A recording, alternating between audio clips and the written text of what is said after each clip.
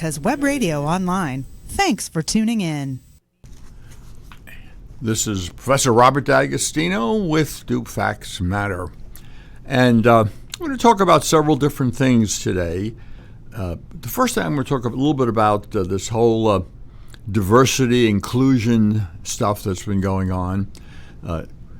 I found it interesting. I got an email from the law school I work at Atlanta's John Marshall Law School about a committee on diversity and inclusion. Now, why we need a committee on diversity and inclusion is beyond me, since John Marshall Law School has historically had a very heavy minority population. About 40% of our students are minorities, mostly black African American, and that's been historically true. We've had a pretty large group of lesbians, including professors. We've had a number of male homosexuals, gays, although they're not as obvious in the population of students as the lesbians, but we've had homosexual professors. And, we have met the left definition of diversity in the sense that everybody looks different but thinks the same, which is their definition of diversity. However, John Marshall Law School is interesting because not only do we have a student body where everyone doesn't look the same, we have a faculty that is not only diverse on looks, blacks, gays, lesbians, and other ethnic groups. We have one of our faculty members is Asian. I don't know. I forgot what country she's from, but we have a faculty that is unusual in that there's a diversity of opinion.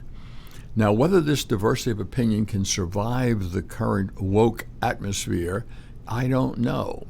But we actually have on the faculty a believing Christian or two or three, which is unheard of in most law schools.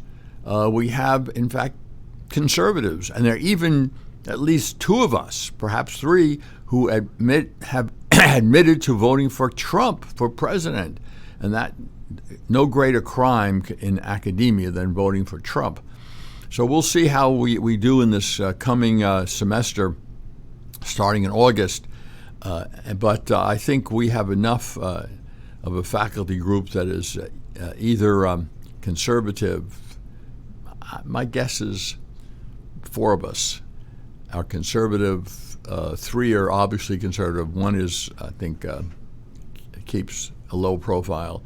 So there are four of us who are conservatives, and we'll see what happens. Whether there's a revolt against us, because the current acting dean is woke.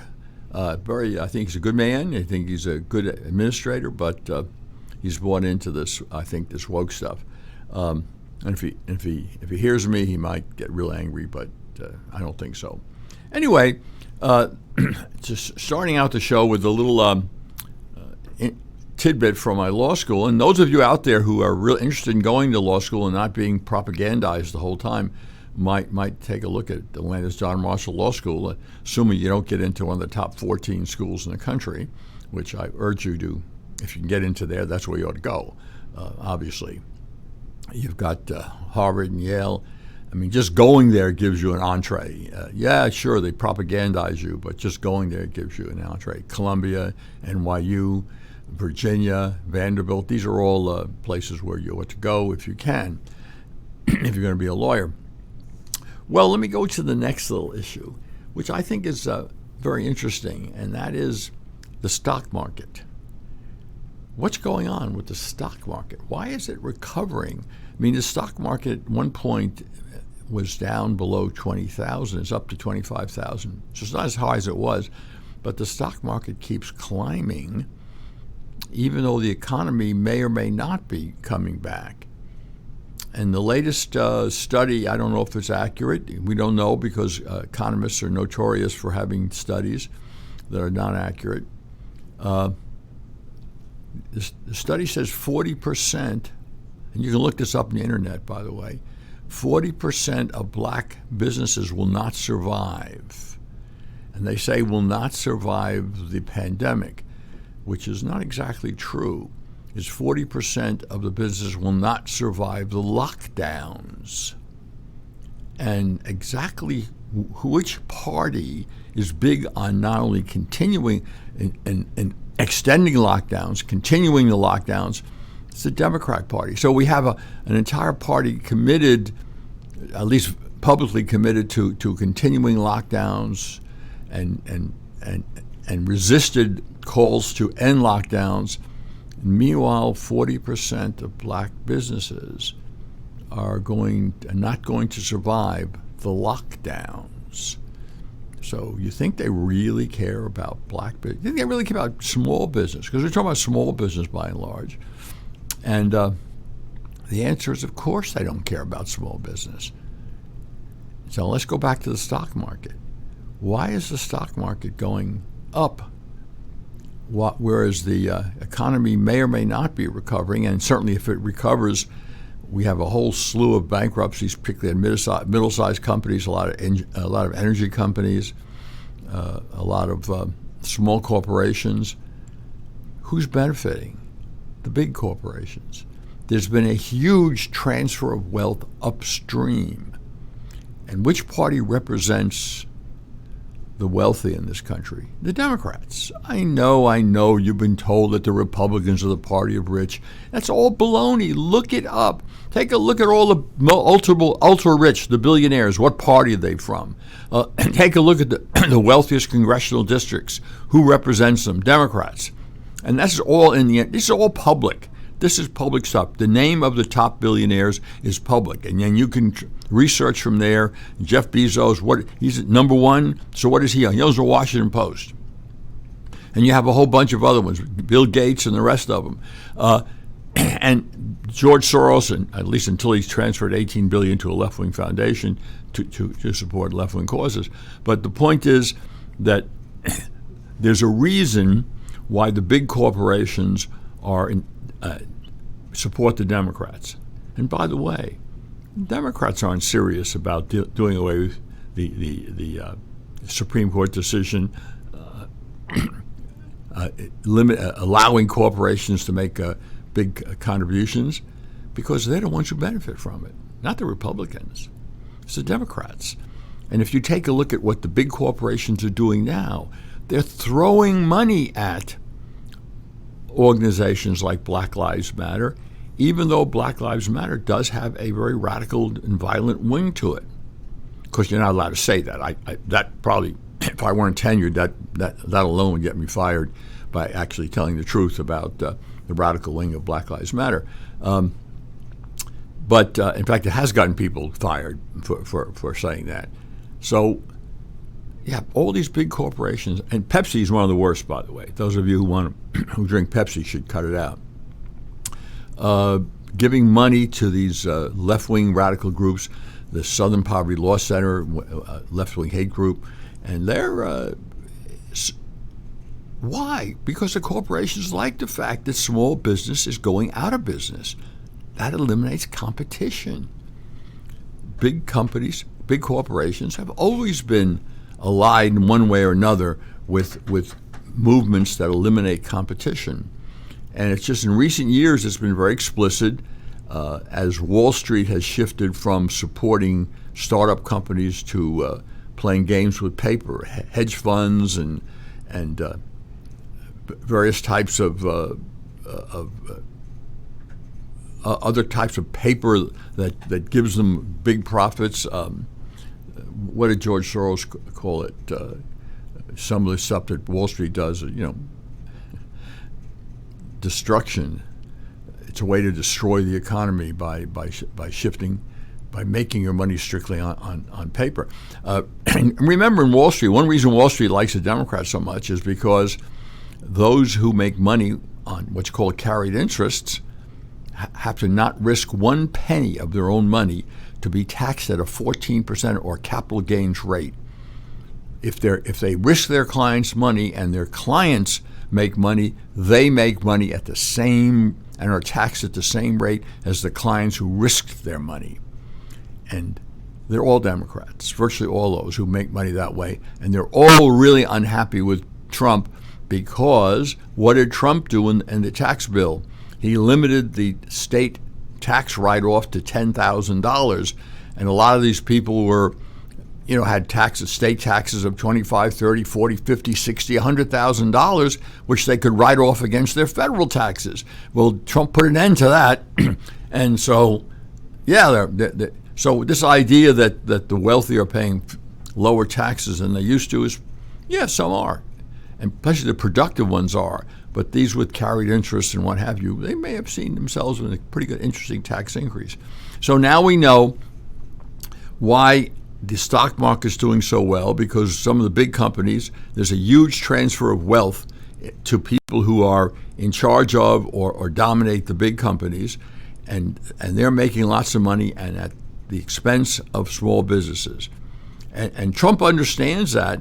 And but if you look at what the Democrats propose in terms of relief, their relief is mostly directed at their voting constituency groups, and just like Obama's. I mean, Obama's quantitative easing, $900 million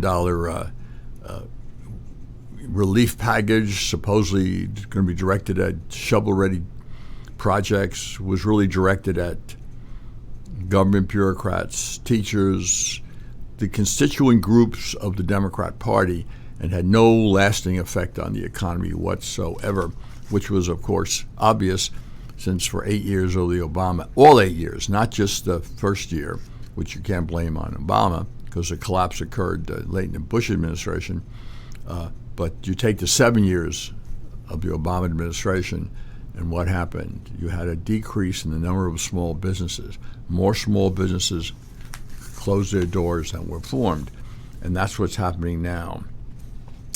And so we have, Jim Cramer, who's CNBC, talked about the fact that what's happening now is the greatest wealth transfer in American history. The billionaires, the fortunes of the billionaires, according to Jim Cramer, increased $565 billion between March 18th and June 4th. At the same time, 42.5 million Americans were out of work. So $565 billion of transfer of wealth to the billionaires, 42.5 million Americans out of work. Well, of course, the left has not complained about the wealth transfer because these companies, these big companies, these ultra-rich people support the left. Whether they think they can bribe the left or they think they can control it is another question. And of course, by sustaining racial animosity, by sustaining what's going on, funding the riots, which I'll get to next, the left justifies what they're doing on the basis of civil rights, supporting things. Well, let's take a look at the riots. And right after the break, I want to take a look at the riots. No, the riots, not the protests. What protests? They're riots. The disease of addiction is a life-altering challenge, not just for the person suffering its effects, but also for the family and friends who support and love the one caught in its grasp. What should be the course of treatment? Who is the best person to render treatment? And what is the best place to go for the care that is needed? We know that you want answers to these and many more questions. Call 770-696-9862 and speak to a representative of the Atlanta Healing Center. They can tailor a program specifically designed to address the needs of the person suffering with an addiction, or give you guidance as to where that help may be found. Information is the key, and the trained staff at AHC is here to assist. If you wish, you can also get more information on the website located at www.atlantahealingcenter.com. If your health insurance premium is more than your mortgage, Ellen Deal with Ideal Solutions is here to help. Whether you're a small business owner, individual family, or baby boomer, email MAGA45CAG@gmail.com and I'll respond with 3 easy questions to help you determine if you can get away from Obamacare. As a 20-year veteran of the insurance industry, I'm here to help with all your insurance needs. Email Ellen Deal at MAGA45CAG@gmail.com. You're listening to America's Web Radio on the AmericasBroadcastNetwork.com. Thank you for listening. It's Professor Robert D'Agostino with Do Facts Matter? And obviously, as we're seeing what's going on right now, facts don't matter. In fact, if you speak the truth, you get fired from your job. Well, let me, since I'm tenured, I can take the chance. They could always fire me. It's all what Beria said to Stalin. And that is, show me the man, I'll find you a crime. So I'm sure that if someone at the law school decided that I needed to go for comments which they considered not politically correct, obviously what they yell right away is racist, racist, racist. Well, good luck on that one. I'm old, what can they do to me? I'll sue them for age discrimination, sue them for violation of academic freedom. There's all sorts of things that I'm willing to do. It'd be nice to have a little extra money in my retirement. But they won't get rid of me because I figure I'm so old that I can't last much longer. And therefore, another year or two, maybe they'll have to tolerate me, the old conservative warhorse. And I told my buddy, conservative buddy, who's also openly conservative, that he's next. And if they can get me, they'll get him. And the third one is, who's obviously a conservative, is extremely careful about how he does and says things, so he can be the token conservative in the future. And the fourth one over there, who happens to be a female, which is unusual to have a female conservative law professor, she keeps her head down really well. But we'll see. Anyway, there's an article by a great Edward Banfield. Edward Banfield was a very prominent sociologist, and he wrote a book called The Unheavenly City in 1970, and was talking about what goes on in cities. And one of his chapters was, quote, rioting mainly for fun and profit, unquote. That's what he said, rioting mainly for fun and profit. Now, it's always good if there's a pretext for the rioting, and of course the pretext here is the Floyd murder by the policeman. That was interesting because the first time I saw that particular tape of Derek Chauvin putting his knee on George Floyd, I saw him move his knee, and I said to my wife, this is malicious. I said, there's something beyond just subduing this guy, because look at the way he moved his knee in such a way to increase the pressure while he was down. And I thought that was, it struck me as malicious. So I think Keith Ellison is, even though I don't have much use for him, the Attorney General, I don't think he was not, I think he may have been justified in upping from third degree to second degree murder, because I think there was an element of maliciousness. I don't think, obviously, this was prearranged. I don't think first degree murder fits, but I disagree with some of the people who said that the upgrading from third degree to second degree murder was not justified. I think it was. If you look at the tape really carefully. Now, I haven't seen the other stuff. Obviously, the fact that George Floyd was a career criminal does not take away from, it takes away from the fact that he shouldn't be lionized the way they're doing, the way a lot of the people are doing. But on the other hand, you don't get murdered for passing a counterfeit $20 bill, especially since it's highly unlikely that he actually knew he was passing a counterfeit bill. After all, they get in circulation, and I mean, a lot of foreign countries. I mean, Iran is a source of counterfeit bills. China, at least some sections of China is. That's why they have those machines now for $20 bills. People don't bother counterfeiting $1 bills because not enough profit in that. But $20 bills, $100 bills, $50 bills, sure. Anyway, so we now have a situation where some people are protesting the murder of and that's certainly legit to feel aggrieved, and that's turned into an attack on the police. All right, claim police brutality. By the way, every study that's made, even by liberal or left-wing professors who are serious sociologists, indicates that there's no systematic police brutality. In fact, if there was systematic, talk about this. Let's talk about the systematic. I'm going to take a side route here. Systemic racism. Let's see. Systemic means the whole system is pervaded with racism. Let's take a look at college admissions. Let's see. Now, who controls the colleges and universities? The left, liberals. Who gets benefit of affirmative action? Minorities. So are you suggesting to me there's systemic racism in college admissions, university admissions? I don't think so. So that part of the system, let's go to the next part of the system. Hollywood, entertainment industry. Can you seriously, also controlled by the left and progressive, are you going to tell me entertainment industry is pervaded with racism? Well, no, okay. So we have two parts of the system, which are very important parts. The university admissions, college admissions, and entertainment, that we can't make a case there's systemic racism. If there is, it's the left that's doing it.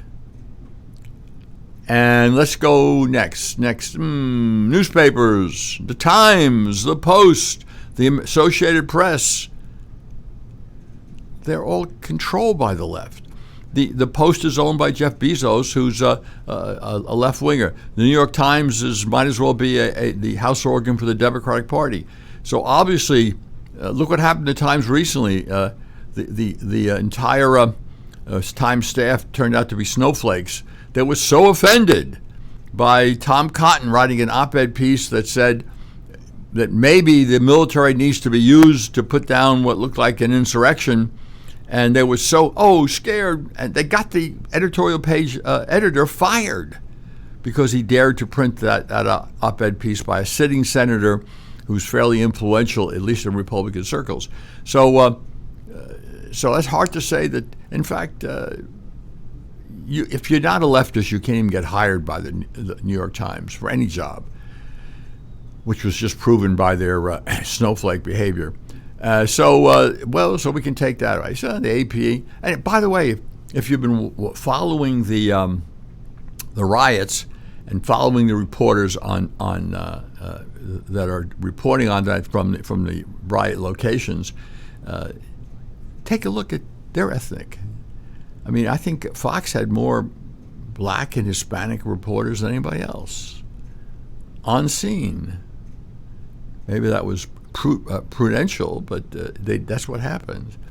So anyway, it's hard to say that, so now we've got three parts of the system that can't they systemic racism. So where is the systemic racism?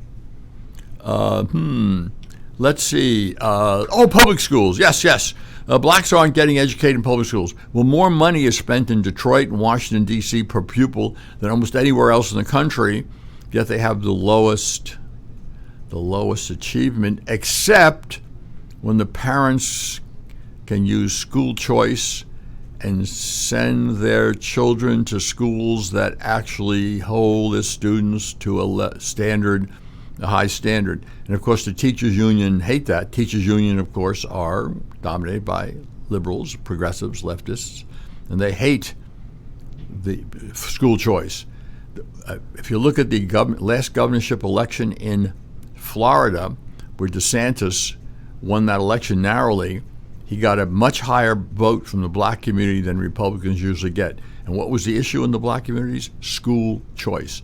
A lot of mommies and daddies, particularly mommies, came out and voted for DeSantis because the Democratic candidate, who was black, by the way, was against school choice, was in the pocket of the school unions, and these parents said, enough's enough. We want our kids to achieve in school. So we're in favor of school choice. It's a winning issue for Republicans if they would use it. But we all know the Republican Party is a bunch of cowards. As a party, not all Republicans, but generally speaking, the Republicans don't have the courage of their own convictions. And one of the exceptions is Trump. Yeah, Trump acts, well, I don't know what a friend of mine called his public behavior, but it wasn't by a good word. But his actions are very positive, but sometimes his words get him in trouble. That's one reason they hate him, because he doesn't toe the line, the PC line. And unfortunately, obviously, if the election were held today, I think he would lose to the cognitively impaired Joe Biden. But of course, it's hard to say that Joe Biden is cognitively impaired, because I was in Delaware. I lived in Delaware when he was a senator, and he seemed to be cognitively impaired when he was in the Senate. I mean, people used to make fun of Joe Biden. Even those who voted for him would make fun of him because of his lack of any serious intellect. It was always, well, Joe wasn't too bright. We know Joe had a lot of gaffes. We know Joe lies about things. But, he's a good guy. He was at my parents' 50th wedding anniversary. So, and he went to the high school championship football game. And he showed up at this bar mitzvah that was for a prominent Jewish child that had 200 or 300 or 400 guests, all voters, of course. So in terms of Delaware, which is a small state, I'll tell you a story about that. I was at the inauguration. I think it was either maybe the second Reagan inauguration. I don't remember exactly. And the then governor of Delaware was there, Mike Castle, and I was just talking to some people, and old Mike came up to me and said, "Hey, Bob, how are you doing?" And they were so impressed. I said, "No, you shouldn't be impressed. This is Delaware." He knows everybody personally. The whole state is a small state, so you can know an awful lot of people. And so I'm one of a million people that he can call by their first name. But let's get back to this, because now we have a pretext. We have a protest that's pretextual, and it turns from protesting the murder of George Floyd into a generally frustration with the police brutality. Now, what is it exactly that police do that gets blacks really unhappy, other than the next thing I'm going to talk about, and that is, yes, young black males particularly are stopped while driving black or walking black. And you say, well, what? I have a friend of mine who actually is very successful financially. He's a financial advisor and works with Merrill Lynch, and he has a lot of clients, white and black clients, including me. And he said growing up, he was stopped 7 different times by the police. Now, he doesn't look like a tough, he doesn't act like a tough, but he still was stopped 7 times. You say, well, and he didn't hold it against him. He's actually a good Republican conservative. He's very pro-life. That's one reason he's a Republican. And so why is that so? What's going on? Well, I think we have to get at, and Trump had a meeting yesterday, I think, at the White House talking about this. If you take a look at the statistics, between 36% and 44% of all murders are committed by black males. Not blacks, black males. Black males are 6% of the population and commit between 36 and 44% of the murders. And who's getting murdered? Other black males. And depending on the year and depending on the statistics, the murder victims of blacks are 89 to 96% black. So we need to go back and decide how do we deal with the crime problem in black neighborhoods. After all, if you take a look at the 40s and 50s and early 60s, black neighborhoods were law-abiding. There weren't any big crime problems.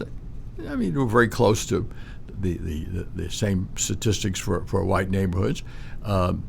And in some ways they were lower than white neighborhoods that were equal in income, lower income white neighborhoods were sometimes more violent, but not really violent. They were never that way. We didn't have a crime problem in the 50s, 40s and 50s, and the early 60s. Something happened in the 60s that changed all this, and that's for another show.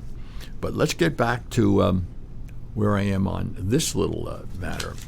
Go back to Edward Banfield. And, obviously there's a lot of pretextual. Pretext is always a good thing to have. And Banfield talked about the rampage. And here's what he said. The rampage. This is an outbreak of animal, usually young male animal spirits. Young men are naturally restless, in search of excitement, thrills, action. And they are apt to feel pushed around, whether they're white or black. And one who is caught in this mood of fatalism wants dramatic reassurance that he can, quote, make things happen.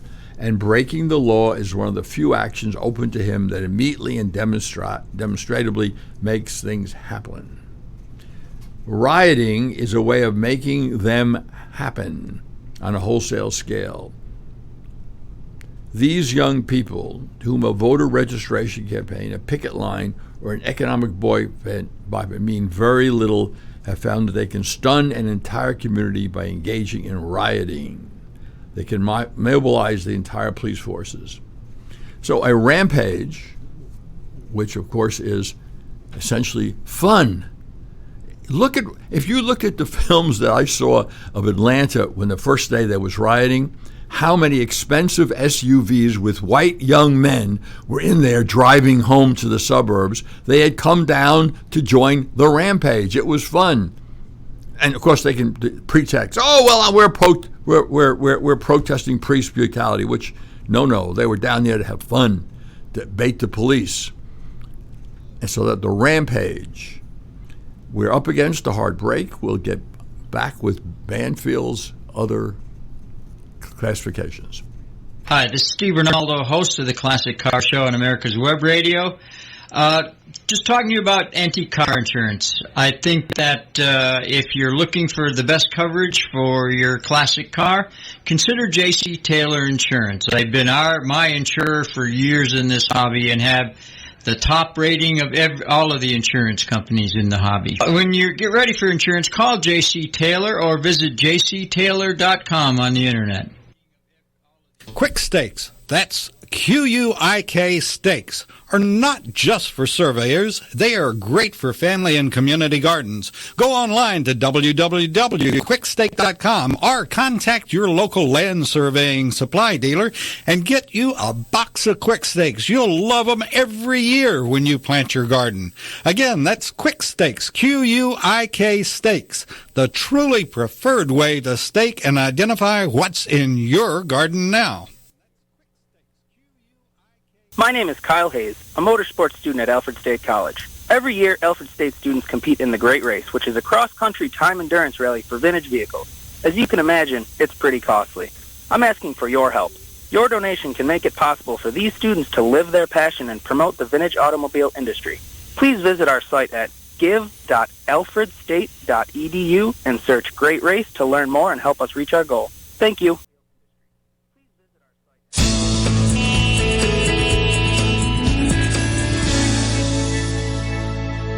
This is America's Web Radio. Would you like to have a show, talk about your business, or express your opinion on America's Web Radio? Just email gm@americaswebradio.com and we'll get back to you. Thank you.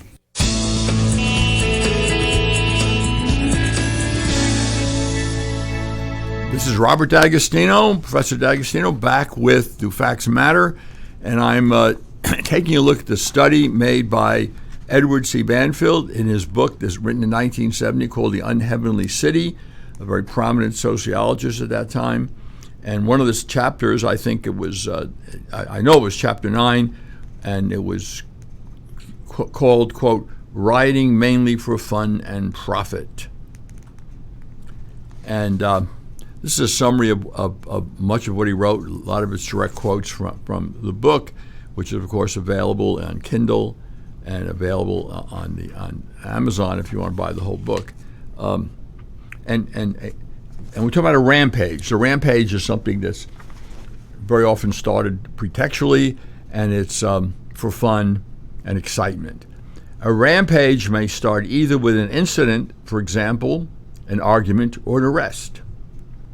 If it starts with an incident, the incident is more in the nature of a pretext than a provocation. That is, the rampage begins not because of the incident made the rampagers angry, although they may pretend that, but because they were looking for an excuse to rampage.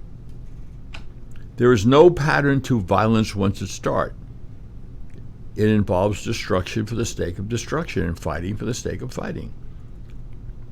The police are frequently attacked by rampagers. That is not because they're hated, although they may be, but because they are at hand and will put up a good fight. Rampaging by teenagers has always been a problem in the cities. And Banfield goes through a history of rampaging by young males, white, black, and very few have anything to do with race riots. They were about young, mostly lower income and working class whites and blacks having a good time. They feel frustrated, I guess, with their jobs, and they're having a good time.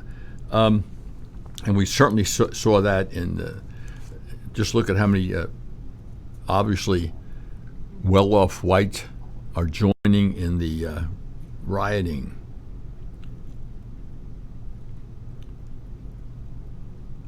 And in Pittsburgh, and this is he had one of the interesting was interesting that had so many riots for various reasons. In Pittsburgh in 1809, an editor proposed satirically that the city establish, quote, a conflagration fund, unquote.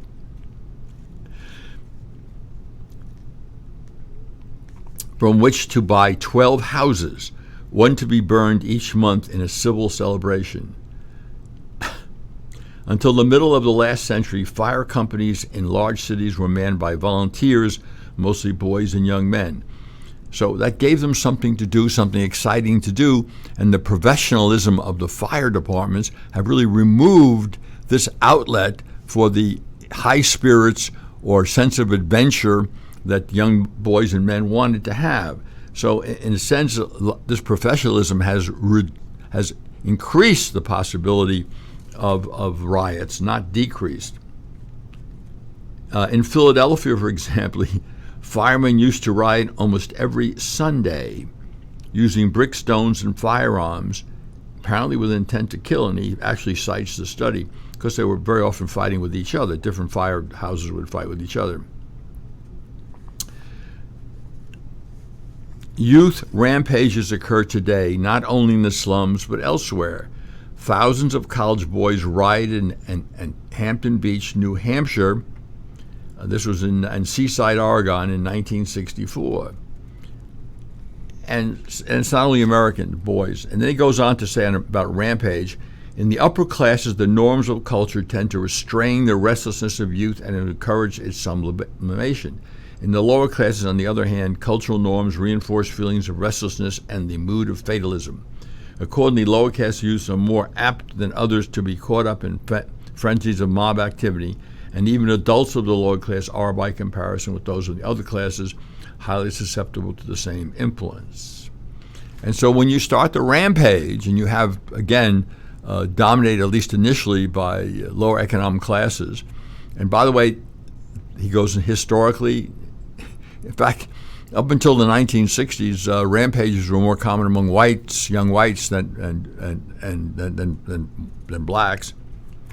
The next, of course, is what he called the foray for pillage. Here the motive is theft, and here also boys and young adults of the lower class are the principal offenders. Stealing is ordinarily most conveniently done in private, of course, but then disasters, in this case, the protest marches, which serve as a pretext for the rampage, which then serves as a cover for looting, or as some people say, a cashless shopping spree. And anything that interrupts law enforcement is something that will encourage this kind of thing, looting, if there's a pretext for it.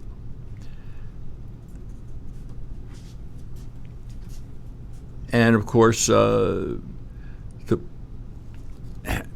but if the thieves rarely start riots, what Banfield says, they're always quick to join ones that are underway, and their presence is sufficient number may transform one from, say, a rampage to a forage for pillage.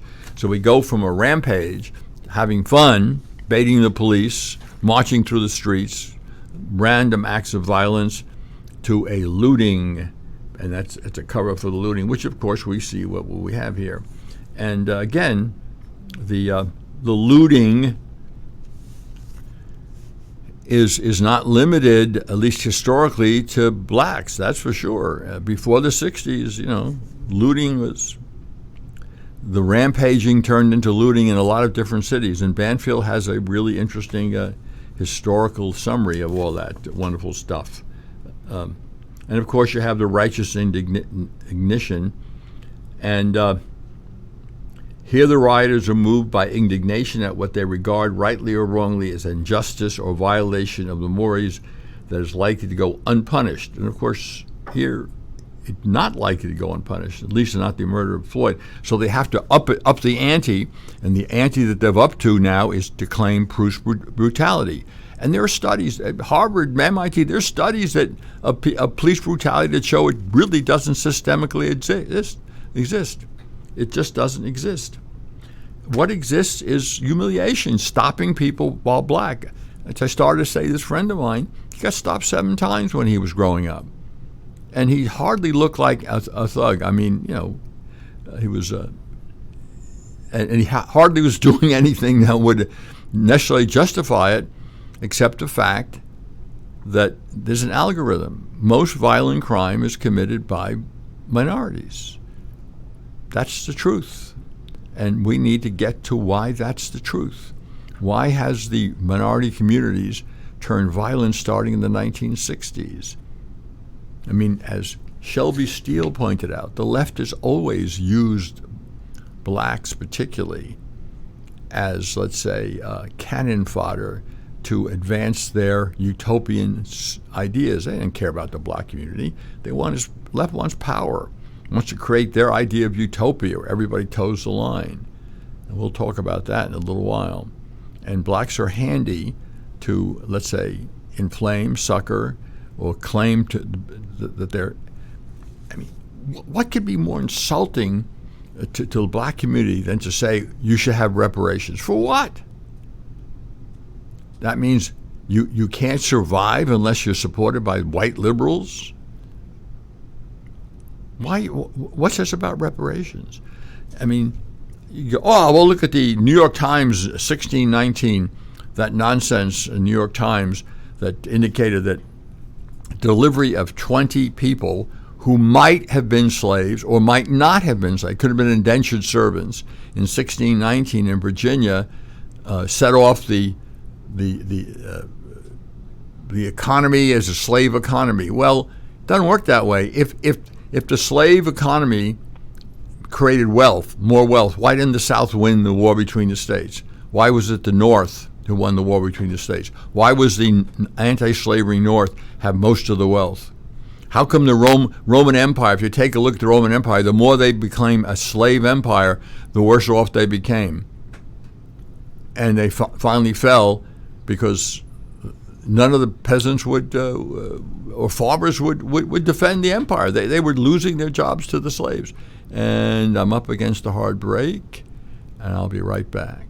This is David Donaldson with the Atlanta Healing Center, conveniently located in Lawrenceville, Georgia. At AHC, your success is our goal. Addiction recovery is about more than just not using. It's about becoming a whole person and addressing all aspects of your physical, psychological, and social needs. Please call us at 770-696-9862, or you can reach us on the web at www.atlantahealingcenter.com. This is Daryl Pullis inviting you to listen to America's Homegrown Veggie Show right here every Saturday morning at 10 Eastern Time. Great guests, great tips, and valuable information about growing your own vegetables, fruits, and herbs.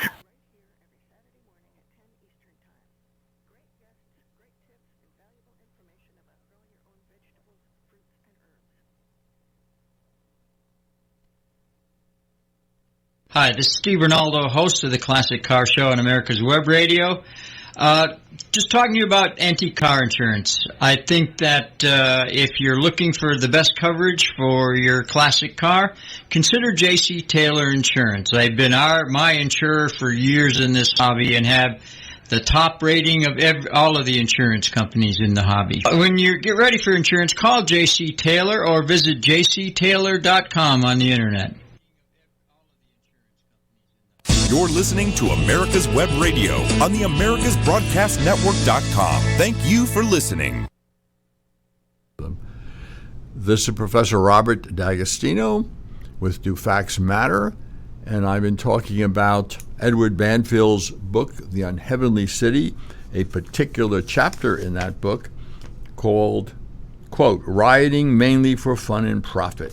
And we've talked about Rampage, which is for fun and profit, which of course then can attract others who are more interested in looting, the pillaging, and then of course we have the outbursts of righteous indignation, which is again generally is pretextual,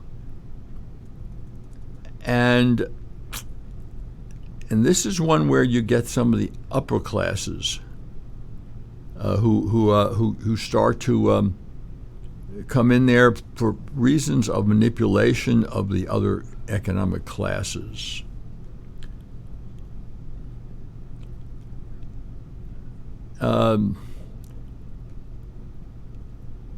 This is natural justice. This idea of natural justice, and so you have the people like and CNN and CSNBC who justifying the looting and the destruction as kind of natural justice. Never mind that when this happens, as they have in the 60s, these riots have been dominated by the black riots.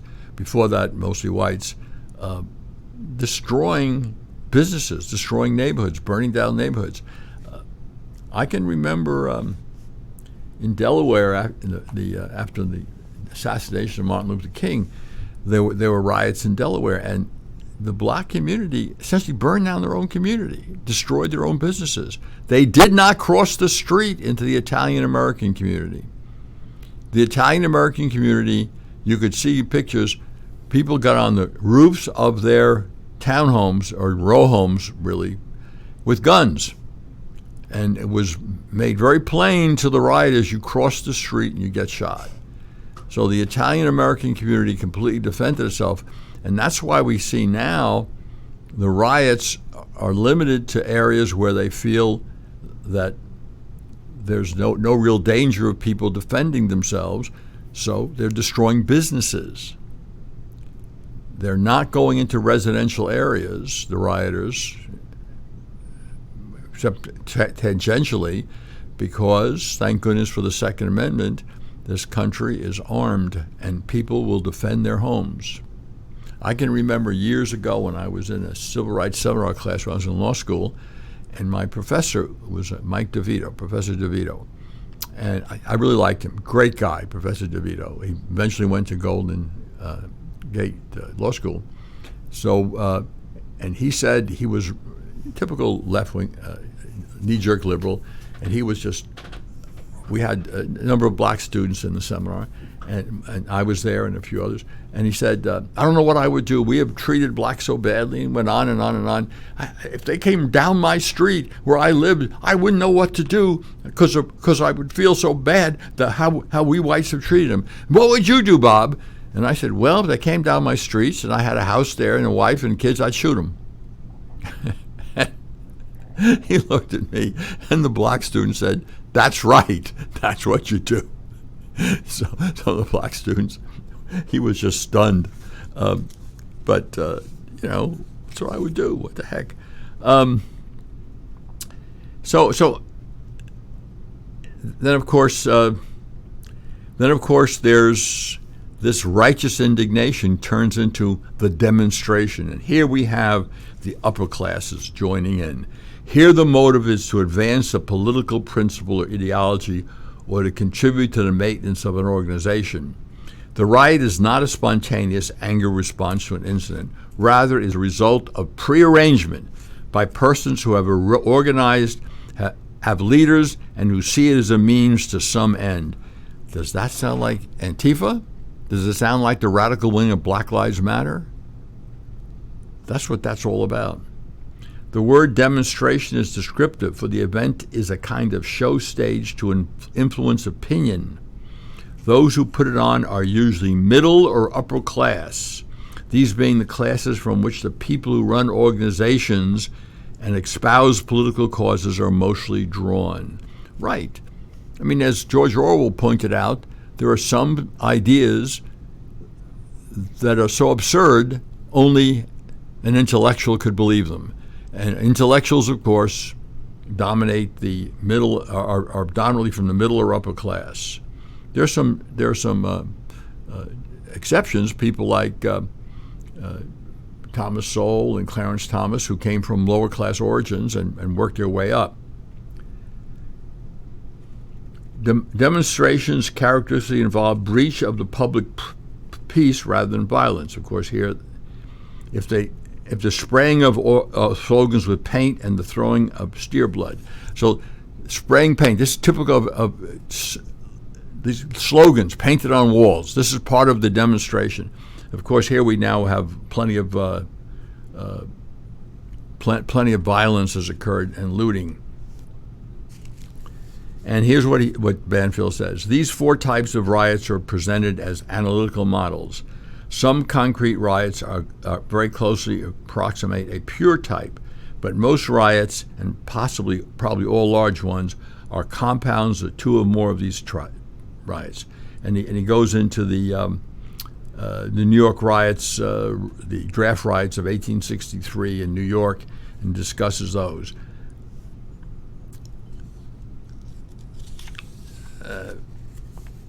And it's very interesting that, as he points out, when he goes to the history of riots, before the 60s, there were mostly working class white youngsters, or lower class and white youngsters. And let me just read this one thing, and then we'll go on to another comment. The view that riots did not manifest feelings of outrage widespread among Negroes was consistent with the findings of an elaborate survey of Negro opinion made late in 1964 by Gary T. Marks. It showed that most Negroes were neither sunk in hopelessness nor consumed with thought that things were or consumed with anger. Only about a third were in any sense militant, and the proportion of Negroes who were strongly anti-white was much smaller. Most thought that things were getting better for the Negro, 81% of a sample in non-metropolitan areas. And of course in the 60s the South trailed. Now of course blacks are moving south for opportunities. They move out of Detroit, they move out of New York, they move out of the cities of the North and Northeast and even of the West, and they come south for opportunity. And I was talking to some of my students, black students, and I said, well, who had come, parents had come to the South. I said, well, why did your parents move here? And they said, oh, we wanted opportunity. There's more opportunity for us here. And I said, and what party do your parents vote for? Oh, well, they're Democrats. I said, so they fled from Democratic-run areas, cities and states, to come to Republican areas and still vote Democrat because they want to import the same policies? Is that what you're saying? And I hadn't thought about it that way. But I think more and more young blacks are really figuring out that they're being used by the Democrat Party. They've always been used by the Democrat Party. The only time the Democrats have ever done something positive was the signing of the Civil Rights Acts, where, by the way, more Republican votes than Democratic votes supported those Civil Rights Acts in the 60s. But a majority of Democrats voted for the Civil Rights Act. So even if the majority, it was a slim majority, but the overwhelming majority of Republicans voted for it. But you take a look at what happened. What has been the biggest threat to the black community? Why has the black community turned towards violence, towards unwed births, towards abortion. I mean, no community has more abortions than the black, which of course Ruth Bader Ginsburg said was a great idea. After all, Ruth Bader Ginsburg, said in an interview with the New York Times, look it up, you can look it up, New York Times, said that she was in favor of abortion as population control. And anyway, abortion eliminated people that we, in a population we want less of. People or individuals in a population we want less of. Look it up. It's about exactly what she said. Use the word population we want fewer of. I wonder what population he was considering. I mean, after all, who has the most abortions per capita? Blacks. Who has the least abortions per capita? Jews. It's interesting that she was willing to eliminate persons. She thought it was a good idea to eliminate people in populations we want fewer of. Eugenics lives. So anyway, and so this. Let me continue with this thing. That America was worth fighting for. 87% said yes. That a day would come when whites would fully accept Negroes. 70% said yes. And that the police treated Negroes either fairly well or very well, 59%. And this was in the 60s. Things have gotten much better since then. The overwhelming majority of those questions concluded, Marx concluded, quote, felt that progress is being made and that integration is being pushed by the government at the right speed and were optimistic about the future, unquote. That most Negroes held these opinions doesn't necessarily mean that the rioters held them, of course. In fact, however, there is some reason to suppose that most of them did. So we see in the 60s there was optimism. And probably one of the reasons for that, the great optimism, was because the government, led by the Democrats, and the war on poverty and the Great Society, hadn't yet destroyed the black family. And of course, the Democrats, the poly of slavery. I mean, after all, Judge Taney, Dred Scott decision, who was he appointed by? Millard Fillmore, a Democrat. Who signed the Fugitive Slaves Act? Millard Fillmore, a Democrat. Who sponsored that act? Stephen Douglas, a Northern Democrat. That, in my opinion, is when the Civil War really started, with the Fugitive Slave Acts and the Dred Scott decision. I'm going to have a guest on the show who's really a good person, my professor, Tony Baker, who's very knowledgeable about these kinds of things. I mean, I think he doesn't connect his knowledge with his voting. He still votes for the Democrats for reasons I can't figure out. But anyway, that's what he does.